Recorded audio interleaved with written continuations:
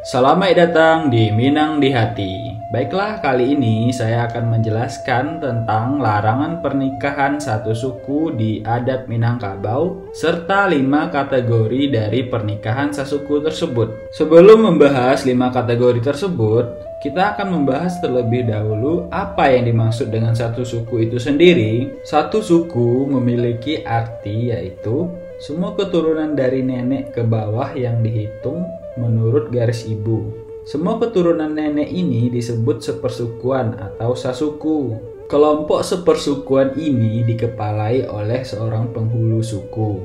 Dasar kehidupan orang Minang adalah hidup berkelompok, bukan individual.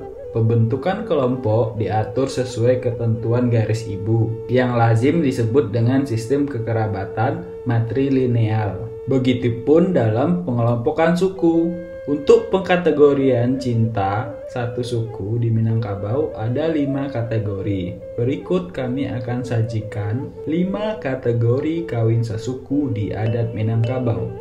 Yang pertama, sesuku Saparui. Artinya seorang lelaki dan perempuan adalah sepersukuan dan sepertalian darah langsung yang berasal dari nenek, buyut, dan seterusnya ke atas. Pernikahan dalam kategori ini dilarang dalam adat Minangkabau, dan bila ada yang melanggar maka hukumnya sangatlah berat, yaitu diusir dari kampung halaman dan tak mempunyai hak atas kaum dan nagarinya. Yang kedua, sasuku Sapayuang.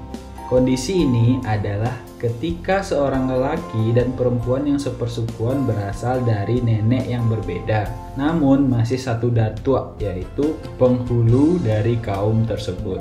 Kondisi ini masih dibilang berat dan hukumnya sama dengan pernikahan sasuku Saparui. Akan tetapi di beberapa nagari ada yang memberi toleransi, namun tetap dengan membebankan denda yang terbilang berat. Yang ketiga, sasuku Sakampuang. Pada kondisi ini, seorang lelaki dan perempuan memiliki satu suku yang sama, namun tidak ada satu datuk, hanya satu kampuang atau satu desa. Hukuman untuk pernikahan ini sama halnya dengan kedua kondisi di atas. Di beberapa nagari, menghukum tak boleh kembali ke nagari. Di beberapa nagari ada juga yang menjatuhkan sanksi berupa denda. Keempat, sasuku Sanagari. Memiliki suku yang sama namun tidak satu nenek, tidak satu datuk, dan tidak satu kampung. Hanya satu nagari, yaitu setingkat kelurahan. Umumnya hukuman untuk kondisi ini adalah sama dengan poin ketiga. Yang kelima, sasuku Sajo. Kondisi ini adalah yang paling ringan di mana hanya nama suku saja yang sama, sementara nagari, kampung, dan lainnya sudah berbeda.